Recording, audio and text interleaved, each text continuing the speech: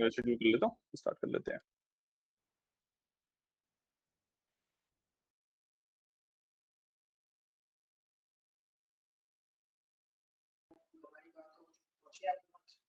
उसके लिए मैं बात करी थी, अभी भी 1 बजे मीटिंग है, उसमें भी बात कर लूंगा दोबारा।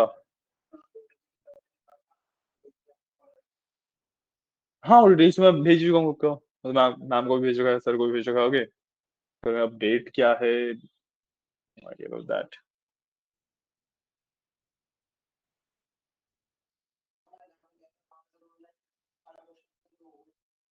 मतलब किस तरीके के क्वेश्चन थे? Excel lookup? हाँ।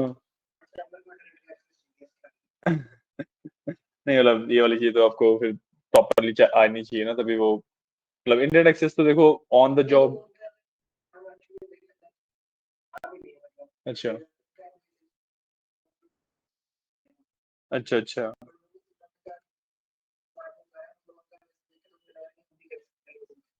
क्या कर रहे हैं, मतलब क्या बिजनेस है? हाँ जी हाँ जी। हम्म हम्म। अच्छा, समझ गया। अच्छा, आप फिर बता दो रही थी। बता मेरे को। हम्म।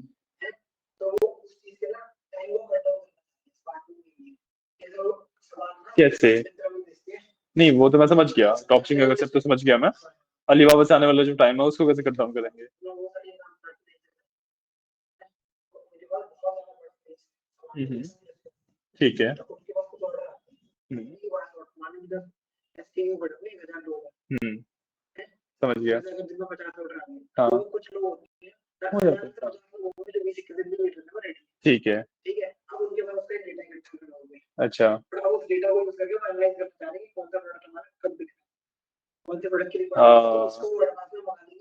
Got it got it. Inventory basically manage करके रखेंगे वो इस तरीके से। समझ गया। Got it. वही है। हाँ। हम्म, वही।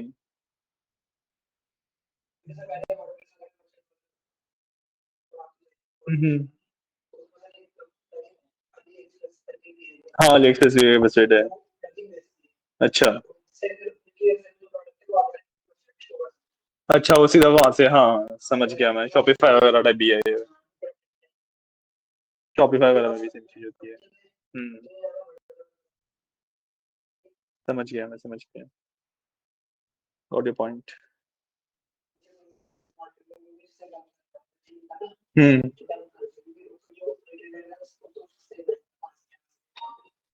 हाँ। अच्छा अच्छा।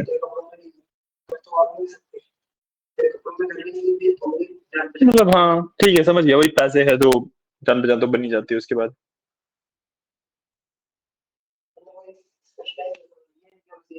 समझ गया मैं। ठीक है, स्टार्ट करते हैं हमारी क्लास। ओके। तो लास्ट टाइम हमने कॉन्फिडेंस इंटरवल्स की बात नहीं करी थी ना हमने? मैं देख लेता हूँ एक बार।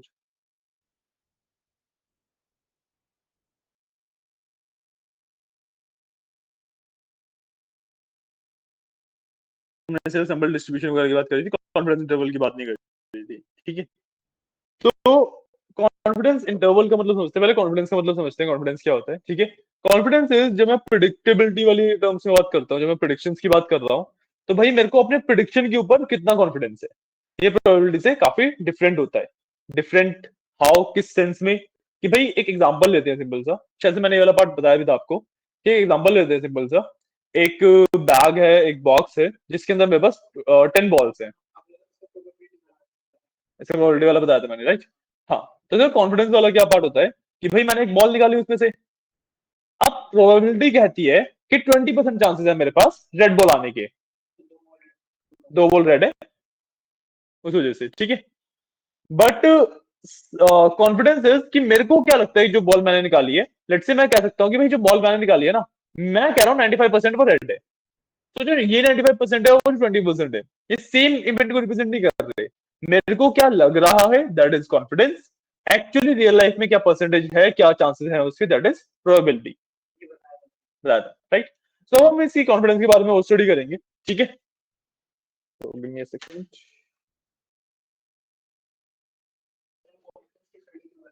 कॉन्फिडेंस की स्टडी इसलिए हम कर रहे हैं क्योंकि जब भी मैं प्रिडिक्शन पे जाता हूँ, जब मेरे को मशीन लर्निंग पे जाना है या फिर डीप लर्निंग पे जाना है, तो उसमें एक्चुअली प्रिडिक्शंस हो रहे हैं। एंड प्रिडिक्शंस में ना ऐसा नहीं होता कि भाई मैं सिर्फ एक ही प्रिडिक्शन आएगा मेरे पास कई बार ऐसा होता है कि भाई मल्टीपल प्रिडिक्शंस आते हैं। लेट्स से मेरे पास कोई एक छोटा सा मॉडल है, जो कि मैं उसको एक इमेज देता हूँ, उसमें 10 कैटेगरीज हैं। वो हर एक कैटेगरी के अंदर उस इमेज को मैप आउट करने का ट्राई करता है कि किस कैटेगरी में फिट हो सकती है ये। तो वो ना हर एक कैटेगरी की एक नंबर कॉन्फिडेंस परसेंटेज देता है मेरे को, कि भाई कैटेगरी 1 में फिट होगा उसका 95% कॉन्फिडेंस है, कैटेगरी 2 में फिट होगा 80% कॉन्फिडेंस है, कैटेगरी 3 में फिट होगा 40% कॉन्फिडेंस है, ठीक है। तो हाईएस्ट कॉन्फिडेंस वैल्यूज को हम एक्चुअली रिजल्ट के साथ दिखाते हैं। पॉइंट, क्योंकि भाई एक image some percent of the part उसका हर एक कैटेगरी के अंदर ही फिट हो सकता है ना। तो इस वजह से कॉन्फिडेंस लेवल्स के ऊपर हम डिसाइड करते हैं कि भाई कौन सा पार्ट कहां पे फिट होगा, ठीक है।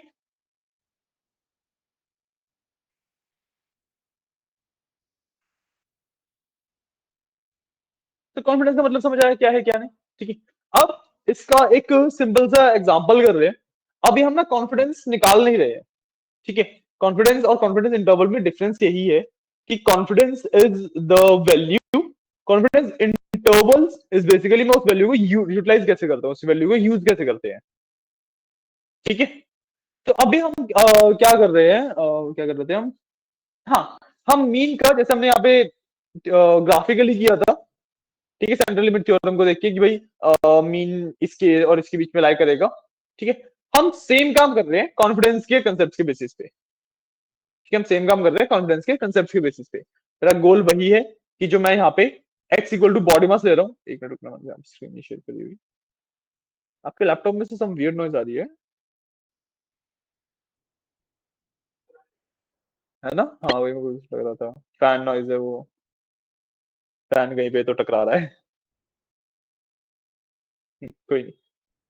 तो मैं बॉडी मास की बात कर रहा हूँ, ठीक है। मेरा एंड गोल क्या है कि मेरे को ना एक अपर बाउंड और एक लोअर बाउंड निकालना है, वही कि भाई इसका जो मीन है वो इन दोनों वैल्यूज के बीच में होगा। एंड मेरे को क्या चाहिए कि भाई 95% कॉन्फिडेंस हो ये इनके बीच में ही होगा, ठीक है। इसका एक सिंपल सा स्ट्रक्चर होता है, ठीक है। मैं सबसे पहले स्टैंडर्ड एरर निकालता हूँ, ठीक है। मैं सबसे पहले स्टैंडर्ड एरर निकालता हूँ एंड एक वैल्यू निकालता हूँ क्रिटिकल वैल्यू, ठीक है।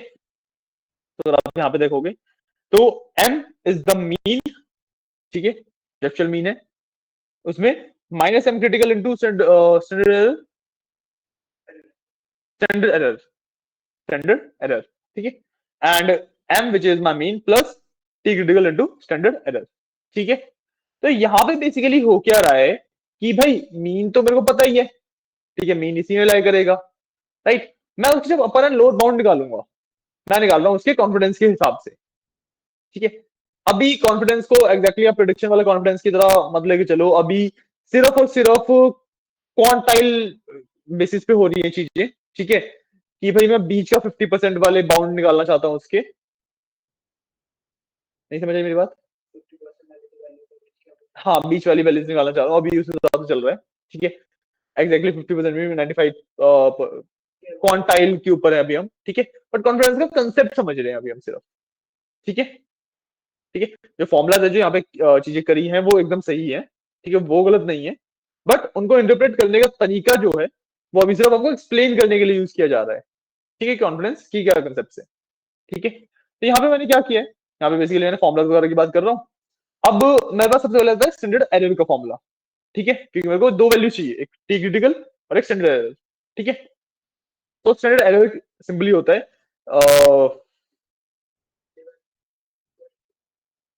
N root n, star star is power, power है 0.5 की, 1/2 हो गया ना वो, ठीक है ना। तो इट्स बेसिकली रूट एन, ठीक है। तो standard deviation upon root n, n is number of entries, ठीक है। तो एन मैंने पहले निकाला लेन एक्स, ठीक है, मीन निकाल लिया, स्टैंडर्ड डेविएशन निकाल लिया। स्टैंडर्ड एरर कैलकुलेट करने के लिए मैंने स्टैंडर्ड डेविएशन को रूट एन से डिवाइड कर दिया, ठीक है, मेरे पास स्टैंडर्ड एरर आ गया। इसके बाद मेरे को टी क्रिटिकल निकालना है, ठीक है। T critical value in the very basic sense ये होता है कि भाई मीन से कितना डेविएट कर सकता है, ठीक है। मीन से जो मेरे डेटा पॉइंट्स हैं वो मीन से कितना डेविएट कर सकते हैं, ठीक है। तो यहाँ पे मैंने टी क्रिटिकल निकाला। अब हाँ, इस पे आ रहा हूँ, अभी तो यहीं पे पहुंचा हूँ। ठीक है, यहाँ पे मैंने टी क्रिटिकल निकाला, ठीक है। अब टी क्रिटिकल निकालने के लिए ना जो क्रिटिकल वैल्यू होती है वो डिफरेंट डिफरेंट फंक्शंस के थ्रू निकलती है, depending on my use case, ठीक है। बहुत ज्यादा मैथ्स में नहीं जाएंगे, but depending on my use case different मेरे पास फंक्शंस होते हैं, ठीक है। तो जो अभी मेरा यूज केस है, जब मेरे को कॉन्फिडेंस इंटरवल्स के बारे में बात करनी है, ठीक है, तो इसके लिए हम यूज करते हैं पॉइंट प्रिसीजन फंक्शन। तो PPF is point precision function, ठीक है। इसके अंदर हमें दो वैल्यूज प्रोवाइड करनी होती है। एक तो मेरा the percent of the data जिसको मेरे को यूज करना है, ठीक है, एंड मेरे को डीएफ का साइज देना होता है, ठीक है। क्लियर है? अब यहाँ पे जो डीएफ के साइज वाले, इस पे बाद में आते हैं, थोड़ा सा कॉम्प्लेक्स है क्योंकि डीएफ के साइज वाले साइज की पहले बात करते हैं। n-1 क्यों किया है मैंने? जब मैं लेन निकालता हूं तो मान लो मेरे पास 4 रोज थी, तो लेन विल बी 4। बट जब मैं पाइथन के इंडेक्सिंग के हिसाब से देखूं तो एक्चुअली 3 ही वैल्यूज आएंगी, है ना, लास्ट वैल्यू मेरे पास 3 होगी, तो इसलिए मैं n-1 करता हूं कि लास्ट में ये है, ठीक है। और जो 0.975 लिखा है वो नंबर कैसे आया? मेरे को 95% कॉन्फिडेंस वाले वैल्यूज चाहिए थी, मेरे को 95% कॉन्फिडेंस वाली वैल्यूज चाहिए थी, ठीक है। तो व्हाट वी डू इज, हम ना जो बचा हुआ 5% है, 100 में से 95% मेरे को चाहिए, बचा हुआ 5% है, 5% लास्ट में से निकालने की जगह स्टार्टिंग से और एंडिंग से दोनों जगह से निकालते हैं हम। नहीं समझ आ रहा है? ग्राफिकली बताते हैं। अच्छा, नहीं नहीं नहीं, बचा हुआ 5% है तो 2.5% स्टार्टिंग का निकाला है, 2.5% लास्ट में से निकाला है।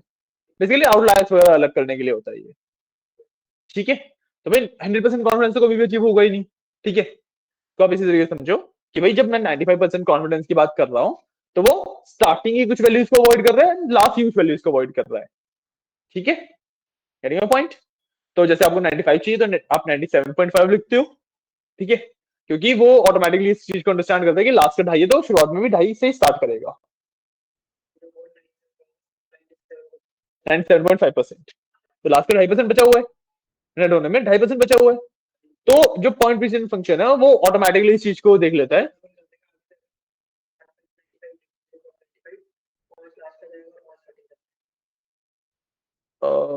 बेसिकली हाँ, तो एक्चुअली वो 90% बच गया ना, हाँ 90% आया, वो एक्चुअल कॉन्फिडेंस वैल्यू 90% आई, ठीक है।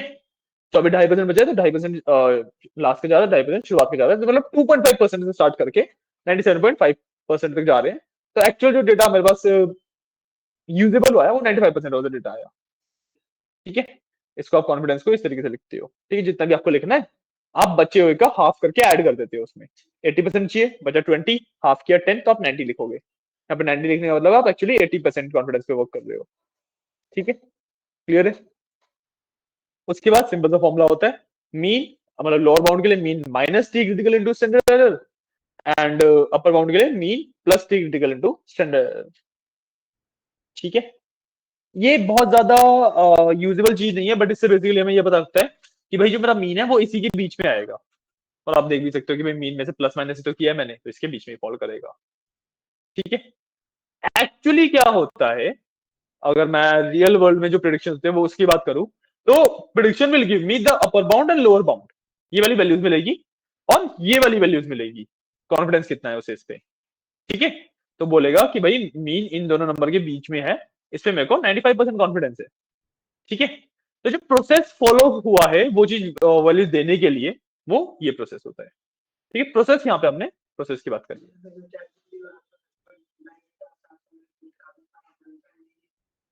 मतलब मैं समझा नहीं। क्या जीपीटी? हाँ,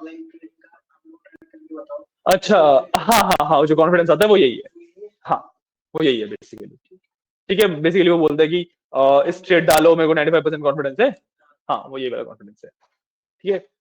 उस 95% का ये मतलब नहीं है कि भाई 95% चांसेस है वो ट्रेड सक्सेसफुल होगा। उसका मतलब ये है कि चैट जीपीटी को लग रहा है 95% ये ट्रेड सक्सेसफुल होगा। ठीक है, रियल लाइफ में तो नहीं होता। ठीक है, तो लिख लो कोड एक बार। सॉरी, अरे हटाया, अब वो कुछ भी नहीं हटाना, कुछ भी ना हटाना पॉसिबल ही नहीं है। क्योंकि अब मैथमेटिकली देखो क्या है, जितना बचेगा उतना वो शुरुआत से और एंड से माइनस करेगा। ठीक है, अगर मैं यहाँ पे प्रॉपर वन लिख देता हूँ, मैं प्रॉपर वन लिख देता हूँ, तो वो 100% वाला हो गया। अब कुछ भी बचा ही नहीं है, तो वो जीरो से स्टार्ट करेगा। ठीक है, जीरो से स्टार्ट करके अगर वो पूरे वन तक का डेटा रीड आउट कर दे रहा है, सारे आउटलायर सारे सब कुछ आ जाएंगे, तो वैल्यूज बहुत ज्यादा बिगड़ जाएंगी मेरी।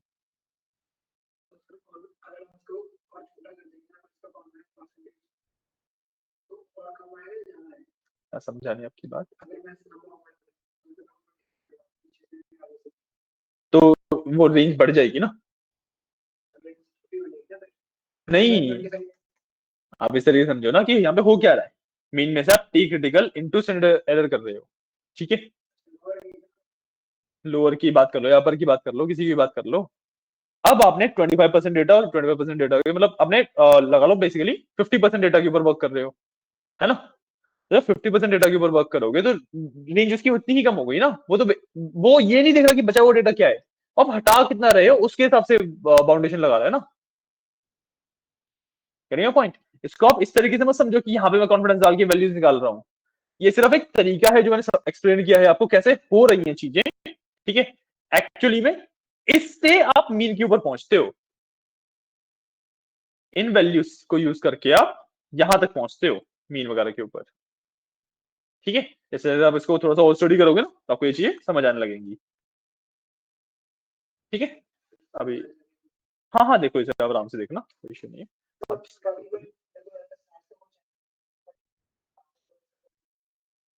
देखो मैथमेटिक्स डेफिनेटली अगर आपको समझनी है आप समझ सकते हो। ठीक है, जैसे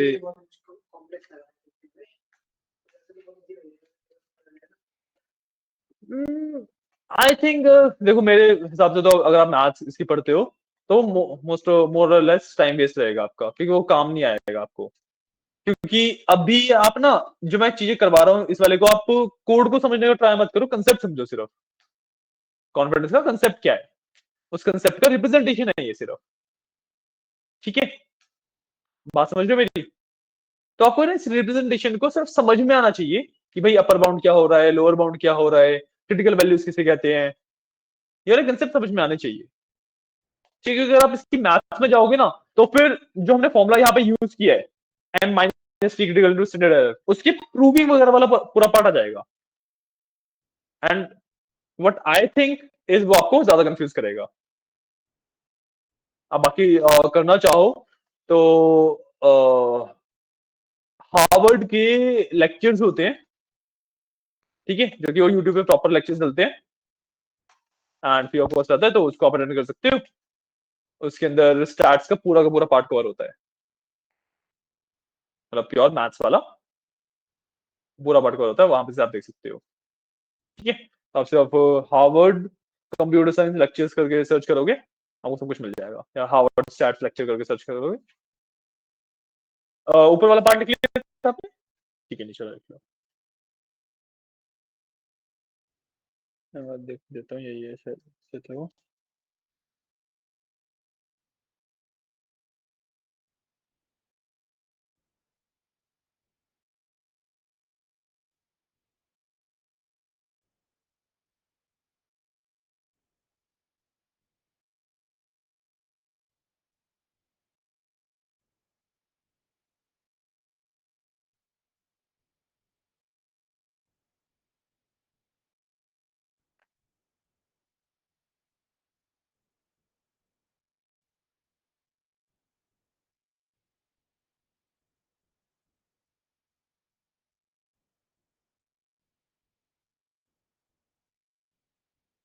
हार्वर्ड की भी स्टैट्स की प्लेलिस्ट है, आप उससे रेफर कर सकते हो स्टिल पढ़ना हो तो। ठीक है, हाँ मैथमेटिक्स टाइप ही है, प्योर मैथ्स ही है।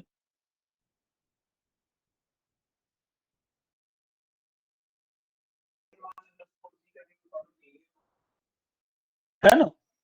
बॉडी अंडरस्कोर मास है, आपने वो नहीं लगाया शायद से। अच्छा, इसके लिए आपको ये सबसे पहले इसमें टिप्स नहीं, पेंगुइन्स रन करना है, पेंगुइन्स डेटा सेट का पार्ट है ये। ठीक है। हाँ, ये आपको आईक्यूएसएस वगैरह सब कुछ पढ़ा रहे हैं।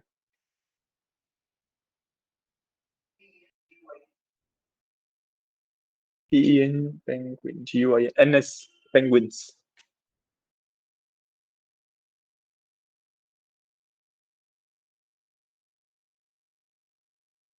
ठीक है, आप बोलोगे मैं इसकी कोडिंग लिंक वगैरह देखता हूँ। स्टैट्स नॉर्मली नहीं बढ़ाई जाती ना, मतलब नॉर्मली जो मैं बता रहा हूँ साथ में वही वाला पार्ट है बस।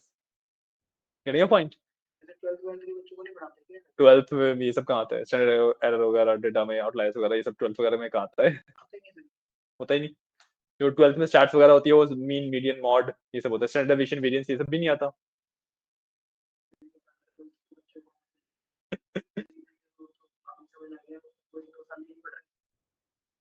नहीं, जो कॉमर्स वाला पार्ट है उसमें तो फिर वो वाला उनका अकाउंटेंट वाला पार्ट ज्यादा आ जाता है ना, इकोनॉमिक्स वाला अकाउंटेंट वाला पार्ट, 12th में कॉमर्स ले रहे हैं तो, लाइक बैलेंस शीट्स वगैरह कैसे मैनेज होती है and everything like that. Getting your point? जो आप जब बीटेक में फर्स्ट सेकंड ईयर में जाते हो ना, तो वहां पे मैथ्स होती है, उसमें कवर की जाती है इनमें काफी सारी चीजें। अप्लाइड मैथमेटिक्स होती है, सब्जेक्ट होता है, तो उसके 4 पार्ट्स होते हैं। हम फर्स्ट 4 सेमेस्टर में वही पढ़ते हैं, तो उसके अंदर काफी सारी चीजें कवर की जाती है, तो सब कुछ नहीं होता, बट हाँ, यू कैन से।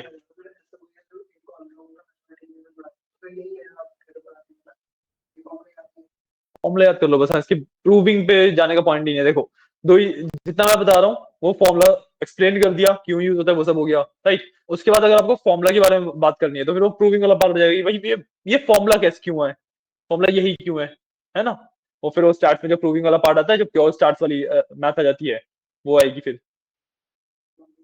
वो तो प्रॉपर आपको फिर उस फॉर्मूला में T critical, point prison function सब कुछ बताएंगे। टी क्रिटिकल के लिए, इस वाले डेटा सेट के लिए हम पॉइंट प्रिजन फंक्शन ही क्यों यूज करते हैं, बाकी जो मेरे पास और रिग्रेशन फंक्शन वगैरह हैं या फिर डिस्ट्रीब्यूशन फंक्शन वगैरह हैं, उनको यूज क्यों नहीं करते, तो वो सब वाला वाला पूरा पार्ट आएगा ना। यानी पॉइंट, डेफिनेटली जाना चाहो जा सकते हो, मेरे को इंटरेस्ट था, मैंने काफी कुछ पढ़ रखा है इसके बारे में, तो अब जाना चाहो डेफिनेटली जा सकते हो। बट वही है कि एआई के परस्पेक्टिव से अगर आप देखोगे ना, एआई मॉडल बिल्ड करने में उसका कुछ भी हेल्प नहीं मिलेगी आपको। ठीक है।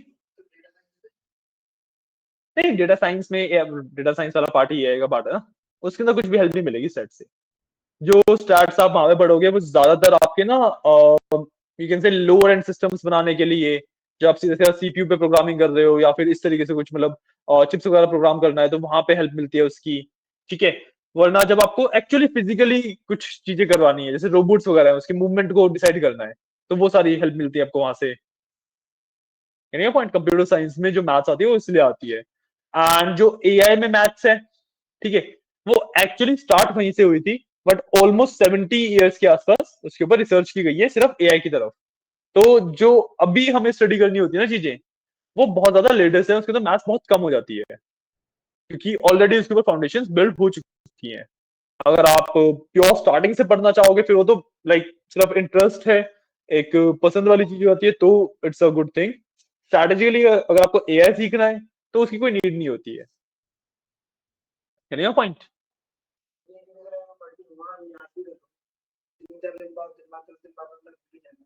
ये एक्चुअली आपको कभी भी आप कोड वगैरह लिखने की नीड नहीं पड़ेगी आपको इन सब की। जो आपके कोड ज्यादा यूज होते हैं वो mean, median, mod, standard deviation, variance, ये सारे कोड रहते हैं ज्यादातर। हाँ, जो ये वाले कोड है ना, ये कंसेप्ट समझाने के लिए सिर्फ एग्जांपल कोड्स हैं। जैसे आप कहीं पे कोई भी कोर्स उठा लो, कहीं पे कोई भी बुक वगैरह उठा लो, तो बुक में जो एग्जांपल कोड्स होते हैं ना, आपको भी पता है वो एक्चुअली यूज नहीं होते कभी भी। उसमें से मतलब हाँ, 10-20% कोड एक्चुअली यूज होते हैं। ठीक है, इनमें से भी 10-20% कोड एक्चुअली यूज होंगे। आपको ना कंसेप्ट समझा रहा हूँ यहाँ पे मैं मेनली, जो स्टार्ट वाला पार्ट है ना उसमें कंसेप्ट समझा रहे हैं, कंसेप्ट यूज होते हैं आगे भी। ठीक है, तो ये कर लिया कोड नोट। ठीक है। इसके बाद अब हम ना बूटस्ट्रैपिंग मेथड पे आए। ठीक है। बूटस्ट्रैपिंग मेथड एक थोड़ा सा सिंपलर मेथड है, वही कॉन्फिडेंस इंटरवल्स को ही कैलकुलेट करने का। ठीक है। इसके अंदर हम मैन्युअली कर रहे हैं चीजें, और बूटस्ट्रैपिंग मेथड थोड़ा सा बेटर हो जाता है, ठीक है, क्यों? क्योंकि इसके अंदर ना अब हम सिंपली अपने डेटा को एक बार टेस्ट आउट करके वैल्यूज नहीं दे रहे हैं, ठीक है, इसमें हम मल्टीपल सैंपल्स के ऊपर वर्क कर रहे हैं, तो मल्टीपल सैंपल्स जहां पे अलाइन करेंगे वो वाला मेरा एक्चुअल आउटपुट हो जाता है। Getting point? ठीक है, तो मैंने यहाँ पे बेसिकली कुछ भी नहीं किया, एक मैंने बूट मीन के नाम से लिस्ट बनाई है, ठीक है, उसके बाद मैंने 1000 सैंपल्स के ऊपर बात करी है, ठीक है, और 1000 सैंपल्स के ऊपर जब मैं बात कर रहा हूँ तो मैं बहुत ज्यादा कुछ वो नहीं कर रहा कि चेंजेस नहीं कर रहा कुछ बहुत ज्यादा, ठीक है, मैंने अगर यहाँ पे देखोगे लेंथ ऑफ एक्स ही लिया है, ठीक है, मैंने लेंथ ऑफ एक्स ही लिया है, तो सैंपल साइज में चेंजेस नहीं आ रहे हैं, जो मेरा डेटा है उसका डेटा शफल हो जा रहा है, ठीक है, उसमें कोई रोज हट या डल नहीं रही है, ठीक है, एंड उसके हिसाब से मैंने फिर मीन निकाल दिए उसके, ठीक है, 1000 के मीन निकाल दिए। मीन टेक्निकली सेम नहीं रहेंगे क्योंकि प्रॉपर्टीज मैनेज करने के लिए जब मैं सैम्पलिंग करता हूँ वो प्रॉपर्टी को सेम रखने के लिए डेटा को इधर उधर करता है, ठीक है, तो व्हाट विल हैपन इज कि मान लो कोई प्रॉपर्टी थी जो मतलब ऐसा तो है नहीं कि भाई हर एक प्रॉपर्टी हर एक रो में ही रिप्रेजेंट होगी, तो कई हो सकता है भाई 80% ऑफ द रोज से एक प्रॉपर्टी को रिप्रेजेंट कर रही है, बाकी बची हुई 20% ऑफ द रोज कुछ 25-30 प्रॉपर्टी को रिप्रेजेंट कर रही है, ऐसा हो सकता है, राइट? तो सैम्पलिंग जब मैं लेंथ ऑफ एक्स पे कर रहा हूँ ना तो देयर इज अ चांस कि वो रोज को रिपीट कर देगा, वो रोज को रिपीट कर देगा।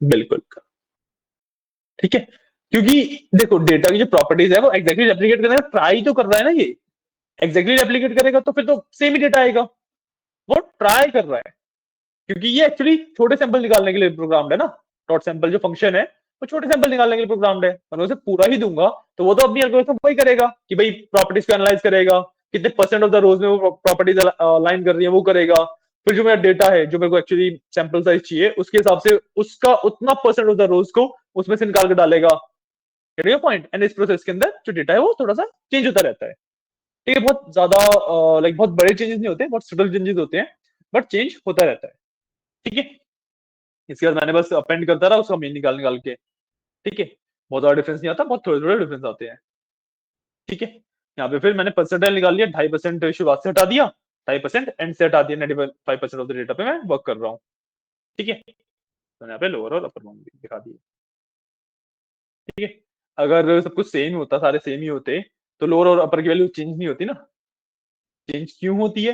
क्योंकि वो ट्राई कर रहा है सैंपल को सेम प्रॉपर्टीज बनाने का, ठीक है, उसको पता नहीं है कि भाई डेटा के अंदर स्टोर हो जाए और मांगी भी सोई है, वो ये चीज नहीं देख रहा कि दोनों तरफ सोई तो है डेटा पूरा ही दे देता हूँ, वो चीज नहीं देख रहा, होता है कि हाँ 100 रोज पे इतना इतना परसेंटेज पे ये प्रॉपर्टीज है, मेरे को इन 100 रोज पे इतने इतने परसेंटेज पे ये प्रॉपर्टीज लेके आनी है, ठीक है, इसको इस मेथड को हम कहते हैं बूटस्ट्रैपिंग मेथड। हाँ बोलो।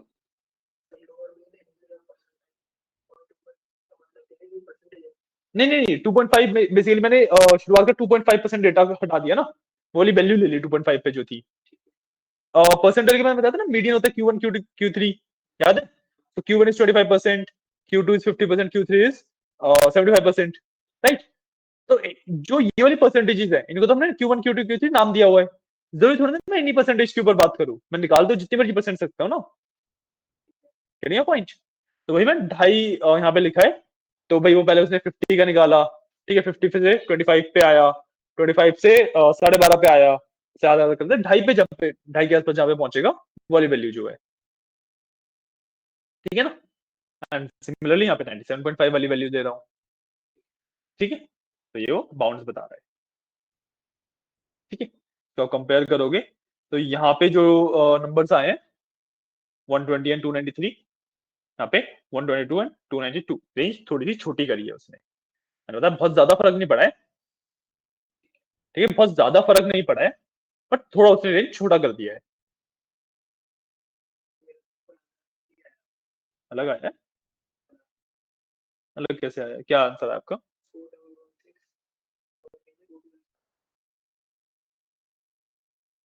ये तो सेम आना चाहिए, इसमें कैसे अलग आ रहा है?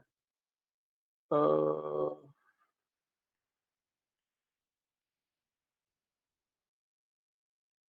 अच्छा, पॉइंट प्रिसीजन फंक्शन में यूज कर रहे हैं ना, हाँ कोई इशू नहीं है, लगा सकते हैं। ठीक है, तो आप इसको ऊपर वाले को नीचे वाले को अपना कंपेयर कर लेना, ये भी अलग आ सकता है, इसमें कोई इशू नहीं है।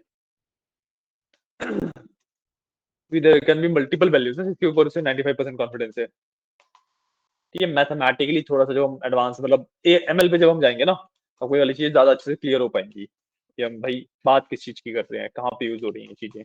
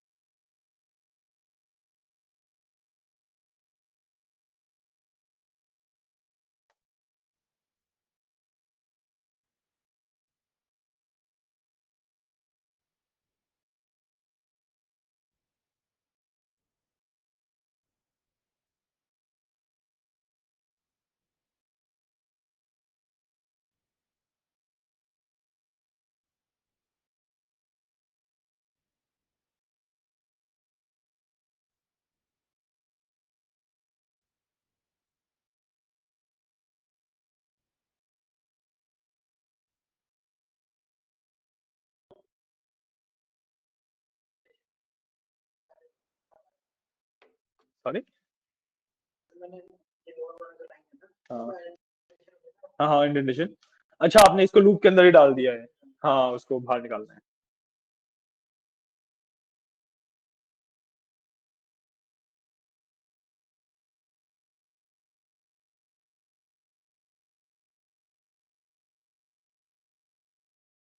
ओके,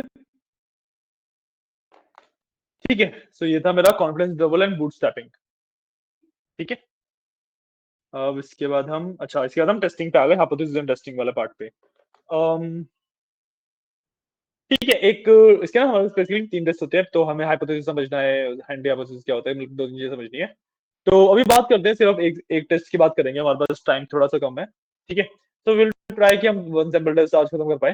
ठीक है, वरना फिर हम कल वाले पार्ट पे दोबारा एक बार रिपीट कर लेंगे। ठीक है, तो अब जो नेक्स्ट कंसेप्ट मेरे पास आता है, वो आता है हाइपोथेसिस टेस्टिंग का। अभी कोड छोड़ दो, कोड बिल्कुल समझ नहीं आएगा अभी। ठीक है, जो नेक्स्ट कंसेप्ट आता है वो आता है हाइपोथेसिस टेस्टिंग का। ठीक है, अब अगर मैं प्रिडिक्शन की बात करूं, ठीक है, तो जो कंसेप्ट है वो क्या है कि भाई डेटा है मेरे पास।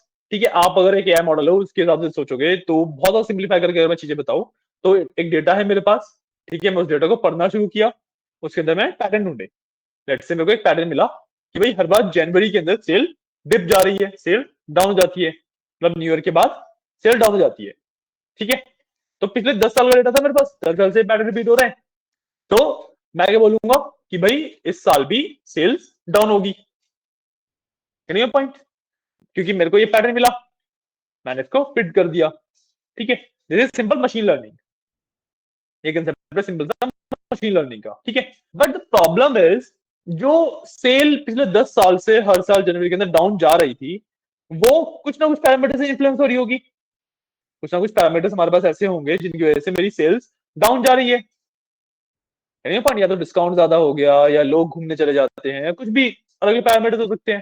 ठीक है, तो सिंपल मेरा ये बोल देना कि भाई पिछले 10 साल से ऐसा हो रहा है तो 11वें साल भी ऐसा ही होगा, ये एक हाइपोथेसिस है। ठीक है, ये मेरी एक सोच है, ये मेरा एक कहना है। ठीक है, तो मशीन लर्निंग सिर्फ हाइपोथेसिस बनाती है, बहुत ज्यादा एक्यूरेटली प्रिडिक्शन करती नहीं। ठीक है, जहां पे patterns as it is repeat हो रहे हैं वहां पे तो मशीन लर्निंग बहुत अच्छा परफॉर्म कर पाएगी इस वजह से। राइट, बट जहां पे pattern as it is repeat नहीं हो रहे हैं वहां पे मशीन लर्निंग फेल करेगी। राइट, जहां पे मेरे पास पैरामीटर्स आ जाते हैं, जहां पे इन्फ्लुएंस ऑफ पैरामीटर्स बढ़ जाता है इंस्टेड ऑफ प्योर पैटर्न्स, तो वहां पे मशीन लर्निंग फेल हो जाती है। ठीक है, तो इतने ज्यादा डीप नहीं जा रहे, अभी हम बेसिक पे हैं। ठीक है, कि हम हाइपोथेसिस बनाते हैं। ठीक है, उस हाइपोथेसिस को टेस्ट किया जाता है।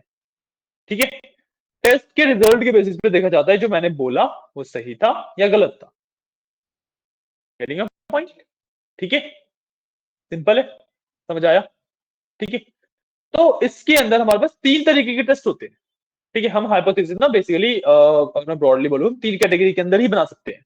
आप डेटा को देख के कुछ भी सोच पाओगे, जो भी आपको सोच पाओगे ना, वो इन तीन में से किसी ना किसी एक कैटेगरी के अंदर फॉल करेगा ही करेगा।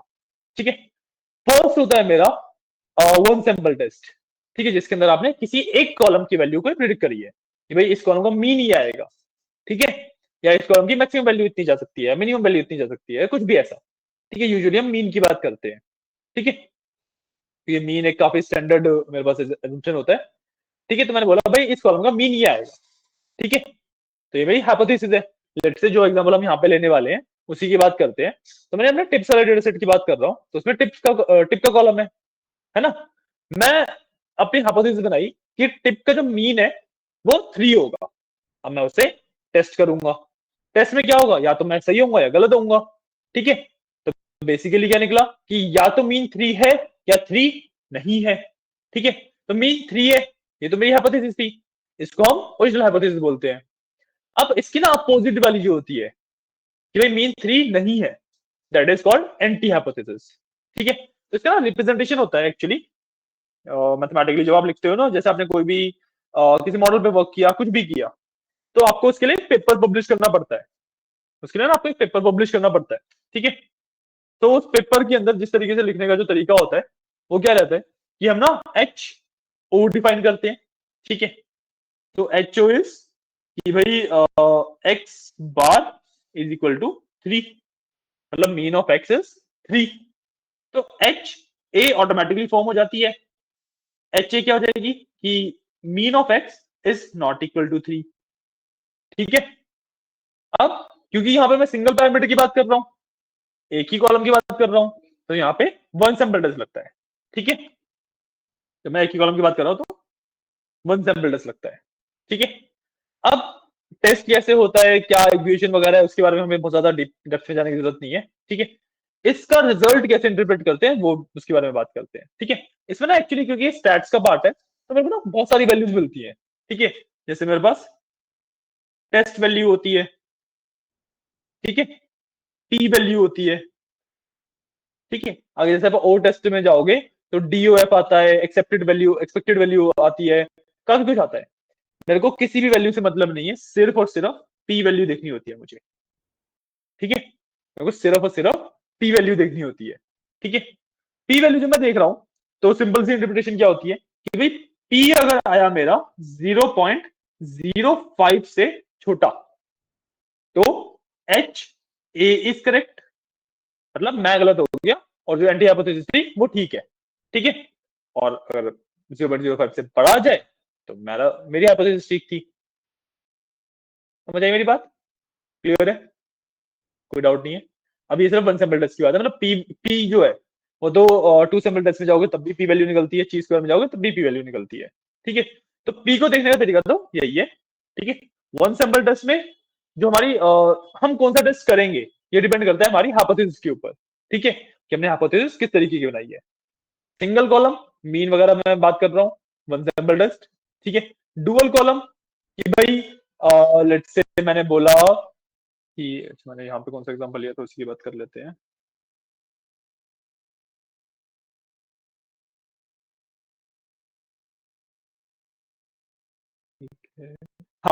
मैंने यहाँ पे जो एग्जांपल लिया हुआ है वो क्या लिया हुआ है कि भाई जो पेंगुइन्स है उसमें मेल और फीमेल के बॉडी मासेस ऑलमोस्ट इक्वल है, ठीक है। तो इसमें दो कॉलम यूज हो रहे हैं, एक तो जेंडर वाला और एक बॉडी मास वाला, है ना। दो पैरामीटर्स यूज हो रहे हैं, ठीक है। दो या दो से ज्यादा पैरामीटर यूज करने वाले उस पार्ट को हम टू सैंपल से ही कवर कर लेते हैं, ठीक है। क्योंकि आप एक बार में तीन पैरामीटर्स यूज नहीं कर सकते। आप अगर कोई एग्जांपल लोगे कि भाई लेट से मैंने ना पेंगुइन्स के एज भी ले ली, ठीक है। मेल पेंगुइन्स जो 18 से छोटे हैं उनका बॉडी मास लिया, मेल पेंगुइन जो 18 से बड़े हैं उनका बॉडी मास लूंगा, फीमेल पेंगुइन जो 18 से छोटी है उनका बॉडी मास, और फीमेल पेंगुइन जो 18 से बड़े हैं उनका बॉडी मास, ठीक है। जब कंपेयर करूंगा तो मेल पेंगुइन जो 18 से छोटे हैं उनका बॉडी मास और फीमेल पेंगुइन जो 18 से छोटे हैं उनका बॉडी मास, इनको कंपेयर करूंगा ना, या फिर इनमें से कोई भी दो ही चीजें तो एक बार में कंपेयर करूंगा, समझ गए ना। तो इसमें दो से ऊपर आप कभी भी हाइपोथेसिस बना ही नहीं सकते हो, ठीक है। वो फिर अगर आप दो से ऊपर जाना चाहोगे तो फिर दो के बाद चार में ब्रेकडाउन हो जाएगा, आठ में ब्रेकडाउन हो जाएगा, फिर को वही दो दो करके टेस्ट करना होता है, ठीक है ना। तो मैथमेटिकली पॉसिबल ही नहीं है तीन कॉलम को यूज करके हाइपोथेसिस बना पाना, ठीक है। तो अब आप बोलोगे कि भाई एक कॉलम के लिए वन सैंपल टेस्ट हो गया, दो या दो से ज्यादा कॉलम के लिए टू सैंपल टेस्ट हो गया। ची स्क्वायर क्या है? ची स्क्वायर ऐसी हाइपोथेसिस के लिए होता है जो कि मैथमेटिकली रिप्रेजेंट करना पॉसिबल नहीं हो पाता, मतलब मैथमेटिकली उसका रिप्रेजेंटेशन होता है बट एक एब्स्ट्रैक्ट रिप्रेजेंटेशन हो गया, या फिर इसको आप कह लो कि डिटर्मिनिस्टिक नहीं होता, ठीक है। जब मैं इसकी बात कर रहा हूँ, तो मैंने जो हाइपोथेसिस यहाँ पे ली थी इस वाली की, ये डिटर्मिनिस्टिक है। मैंने सिंपली बोल दिया कि भाई मीन 3 है, ठीक है। या फिर जब मैं टू सैंपल टेस्ट में अभी जो एग्जांपल लिया उसकी जब मैं बात कर रहा था तो मैंने बोल दिया कि भाई मेल्स का जो बॉडी मास है, जी लिख लेते हैं बॉडी मास के लिए, that is equal to females का बॉडी मास। मैंने बोल दिया ये, ठीक है, ये होते हैं डिटर्मिनिस्टिक, ठीक है। अगर मैं बात करूं एक ऐसी हाइपोथेसिस की जैसे टाइटैनिक वाले डेटा सेट के अंदर, ठीक है, सर्वाइवल एंड जेंडर या फिर सेक्स इज डिपेंडेंट,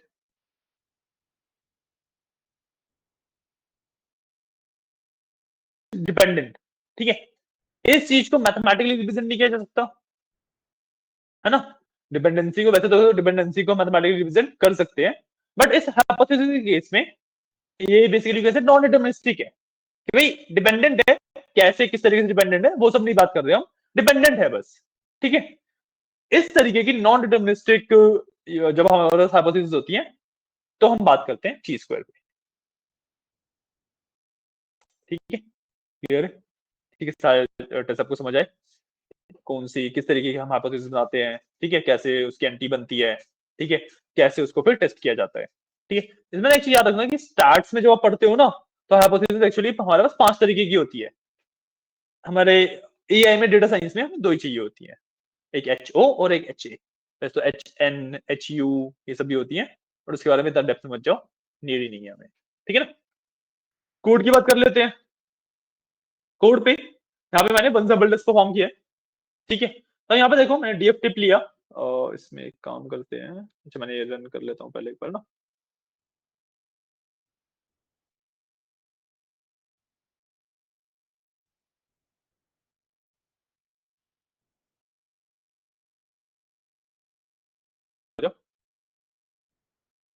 टाइम एक बजा अभी, क्या हो गया?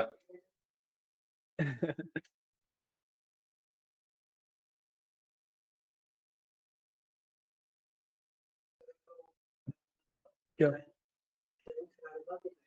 चल करेंगे आज से, मतलब स्टार्ट वाला थोड़ा सा पार्ट बचा है। हम्म।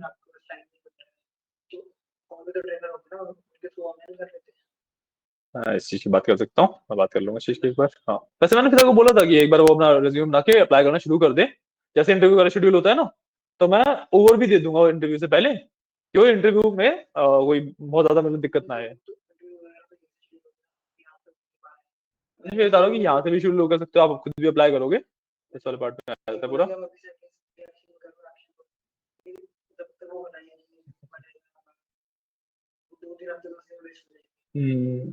मैं डाल देता हूँ उसको भी, मैं कंप्लीट वाले में डाल देता हूँ। द पॉइंट इसके रिज्यूमे मेरे को ना उसमें मार्क करना पड़ता है साथ में ना, तो एक बार रिज्यूमे वगैरह मार्क होता है, टेस्ट के रिजल्ट मार्क होते हैं, फिर वो प्लेसमेंट ट्रेनिंग वाले उसमें आगे भेज सकता हूँ मैं, तो इनकम्प्लीट इन्फॉर्मेशन नहीं भेज सकता ना। पॉइंट। हाँ, आपको तो मैंने आके भेज दिया था, आपका तो रिज्यूमे भी आ गया मेरे पास, आपका टेस्ट भी हो गया, उसके मार्क्स भी आ गए थे मेरे पास, तो वो वाला पूरा मैंने आगे भेज दिया है। ठीक है।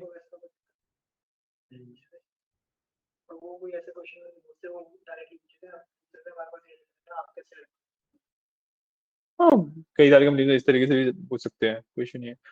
अगर डेटा एनालिस्ट, अब देखो ये वाला कंपनी के पास डेटा बहुत छोटा था, तो एक्सेल के ऊपर वर्क हो रहा था, राइट। डेटा बड़ा होगा, जैसे आप किसी बड़ी कंपनी में जाओगे तो एसक्यूएल एंड उसके ऊपर मूव हो जाएगा। एंड आपने सारे टूल सीखे हैं, आपको खुद भी पता है कि व्हेन जो कॉम्बिनेशन है एसक्यूएल और पावर बीआई का, वो बहुत ज्यादा एफिशिएंट है, बहुत ज्यादा स्केलेबल है कंपेयर टू एक्सेल।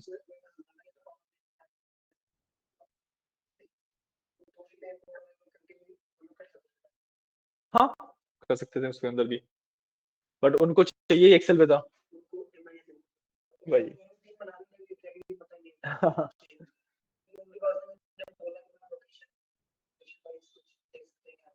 हम्म, हम्म। हाँ हाँ, तो कस्टमर डिटेल्स नहीं थे उनके पास। मिनता कस्टमर डिटेल्स देता है।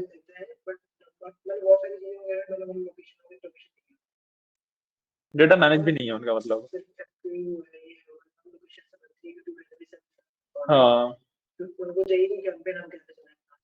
वही है, वो डेटा भी मैनेज नहीं है ना, काफी इशू है। हाँ, वही issue है। समझ गया मैं। ठीक है, यहाँ पे वन बिल्डर्स की बात कर रहे हैं। ठीक है, सिंपली मैंने टिप कॉलम निकाला। ठीक है, इसकी मैंने बताया कि जो सैम्पल होंगे, जो टेस्ट होंगे, वो डिफरेंट डिफरेंट वैल्यूज देते हैं, क्योंकि एक्सेप्ट सारी वैल्यू करनी पड़ेंगी। मैंने यहाँ पे टी टेस्ट और पी वैल्यू, ठीक है, तो टेस्ट वैल्यू और पी वैल्यू दोनों देख ली।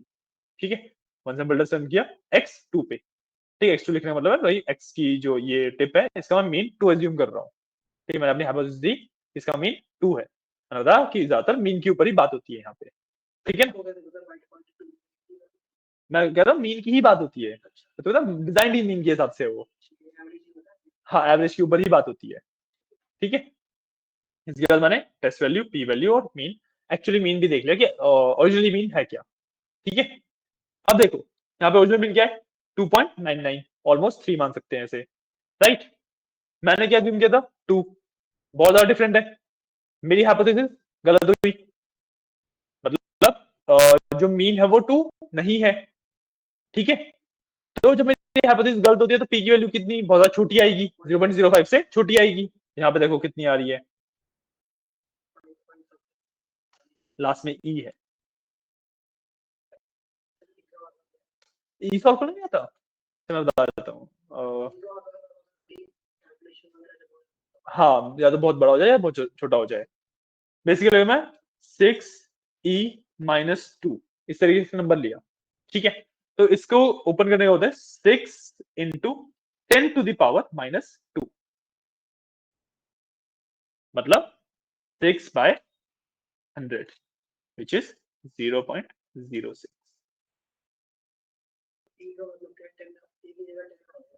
10⁻² भी -2 शिफ्ट हो जाता है ना फिर।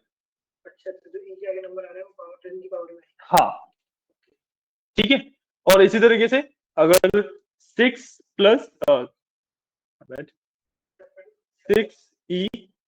होता है, एक बार मैं बता देता हूँ उसको, 6e+2, तो 6 × 10⁻², तो ये 600 हो गया। ठीक है, अब मैं यहाँ पे बात करूँ,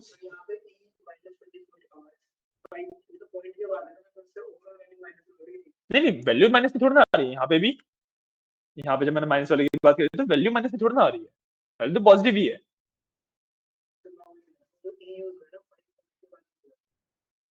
5 पॉइंट की वजह मतलब, अच्छा यहाँ पे नहीं नहीं नहीं नहीं नहीं, यहाँ पे 6 लिखा था, तो इसको 6.0 भी ज्यूम कर सकते हैं। तो इसका मतलब ये थोड़ा कि पॉइंट के बाद ही मैं सिर्फ वैल्यू लगाऊंगा, ये पूरा ही नंबर आगे वाला जो है वो कंसिडर किया जाएगा। गेटिंग पॉइंट ना, e⁻−24 है, तो भाई इस 5 के आगे आपके कुछ आई थिंक 16-17 जीरो और लगेंगे, उसके बाद 0.1670 फिर ये वैल्यू आएगी। इतनी ज्यादा छोटी वैल्यू है ये, तो 0.05 से बहुत ज्यादा छोटी है। Getting point. वहीं पे अगर मैं यहाँ पे 3 कर दूं, अब मैंने 3 कर दिया जो कि इसके ओरिजिनल मीन के बहुत ज्यादा क्लोज है, ठीक है। तो वैल्यू देखते हैं क्या हो जाती है। तो देखो 0.05 से बड़ी हो गई, मैं बहुत ज्यादा क्लोज आ गया उसके, राइट। अगर मैं बहुत ज्यादा आगे निकल जाऊंगा तो 7 दोबारा माइनस में चली जाएगी, 0.05 से छोटी ही होगी। ऐसा नहीं है कि आप मीन से आगे निकल रहे हो तो वो बढ़ जाएगी, मीन से पीछे निकल रहे हो तो छोटी जाएगी। हाँ बड़ी आएगी, वरना हर केस में 0.05 से छोटी ही आएगी, चाहे आपने मीन से बड़ी वैल्यू ली है, मीन से छोटी वैल्यू ली है, ठीक है। इसमें ये होता है कि जितना ज्यादा आप दूर जाओगे उतनी ज्यादा वैल्यू छोटी होती चली जाएगी, ठीक है। जैसे जब मैंने 2 लिखा था, एक्चुअल मीन मेरा 3 है, तो 1 का डिफरेंस था तो -24 आया था। अब मैंने 3 मीन है 7 लिखा है, 4 का डिफरेंस है तो -120 हो गया है, ठीक है ना। This is basically your one sample test, ठीक है। इसका कोड लिख लो, आज का ये लास्ट पार्ट है, ठीक है। और can you do one thing कि इसकी एक बार आप फोटो ले लो, मेरे को एक मीटिंग ज्वाइन करनी है 1 बजे अभी, आप फोटो में से लिख लेना, ठीक है। या मैं डाल देता हूँ ग्रुप पे फोटो, ठीक है, आप एक बार कर लो।